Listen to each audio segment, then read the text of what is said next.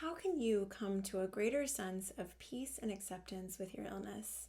Hi, I'm Jane from Chaplain Connect, where we help patients, caregivers, and clinicians find comfort, community, and knowledge. And today I wanted to talk to you about coming to a greater sense of acceptance with your illness.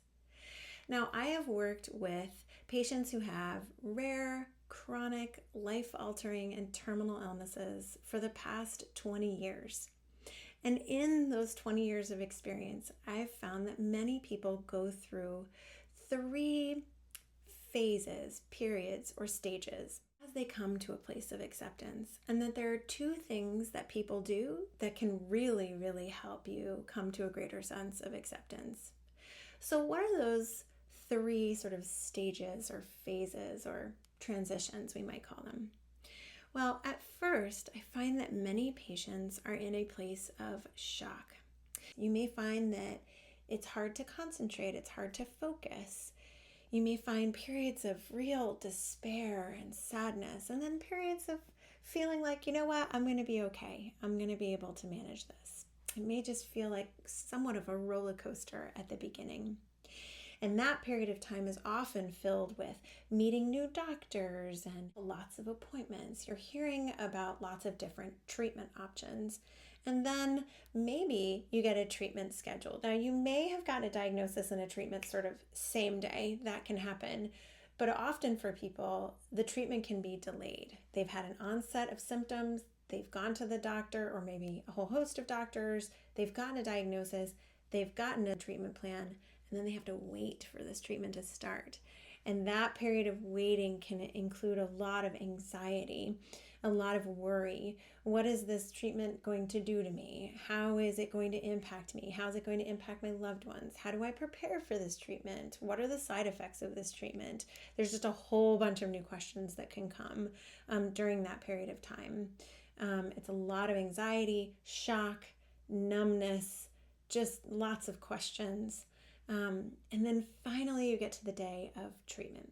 And you may find actually a decrease in anxiety. You may find an increase in energy and motivation. And you may find this feeling like, I could do it all. I can conquer this. I'm going to fight this. A lot of people in this stage will talk about fighting their illness. For some people, this is really life-giving. For others, they don't like this sense of fighting. So they'll say, I'm working with this or I'm walking with this illness. However you want to call it, there can be this period of sort of energy and drive. And so there's the stage of shock, numbness, anxiety, and then there can be this stage of like drive, fighting, conquering. I'm going to do this.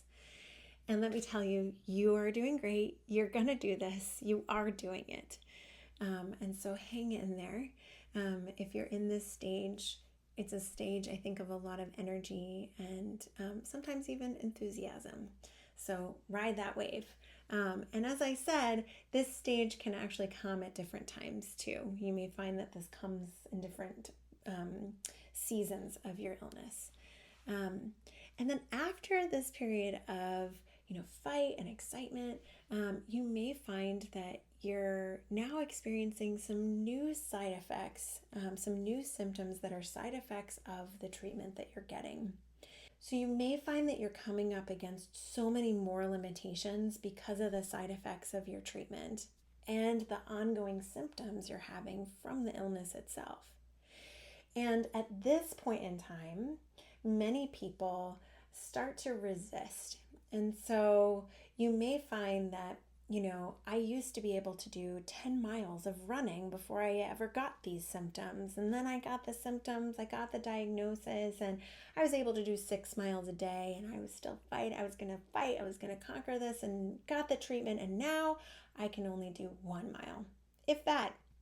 Sometimes I can only walk for a mile or half a mile. And then the rest of my day is just shot. A lot of people during this time can kind of resist the new limitations, and they might wake up one morning and say, I'm having a good day, so you know what? I'm going to do those 6 miles again. And they get to 4 miles or 3 miles, and they just conk out. And they got to call someone to come pick them up and bring them home. And it's devastating to get to this point.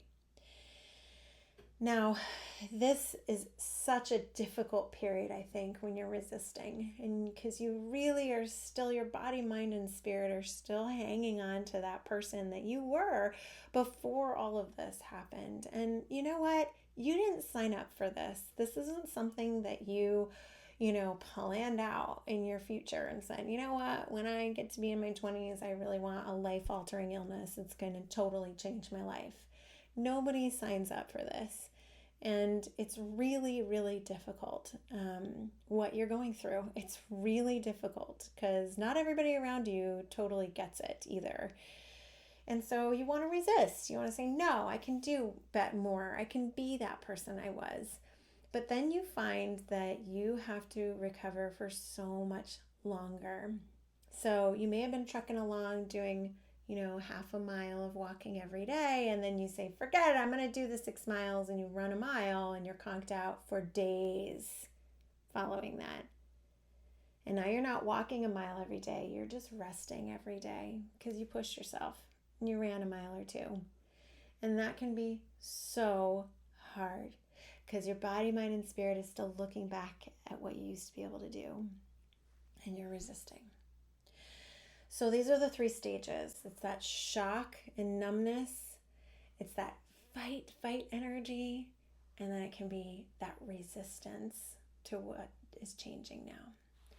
And so what are the 2 things that I see so many patients doing that can really help them come to a greater sense of acceptance and peace?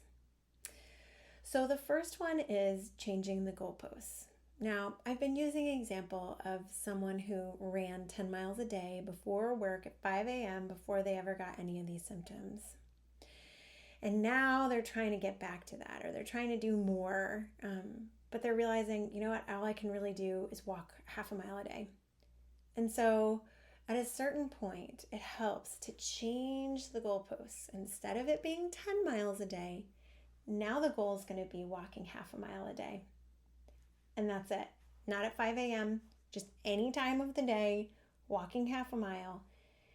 And when people are able to change the goalposts, they find that, okay, I woke up at 11, I walked half a mile, and you know what? I was able to walk a little bit more today. And I feel really good about that. I was able to walk a whole mile today. Now see how different that is. Your goalpost is half a mile, and you were able to walk a mile, it feels great. But if your goalpost is 10 miles and you're only able to walk a mile, and that feels awful. So I found that many of my patients, when they change their goalposts, are able to have a lot more joy, a lot more peace, a lot more acceptance with where they are. Another thing that can really help people to come to a greater sense of acceptance is understanding this concept that I first heard in John Bradshaw's book, Healing the Shame That Binds You. And that is that we are human beings, not human doings. And he makes the point that when we operate out of this sense that we're human doings, we get our self-worth based on what we do. And John Bradshaw makes a good point that when we remember that we're human beings, our worth comes from within us. Our value is about who we are, not what we do.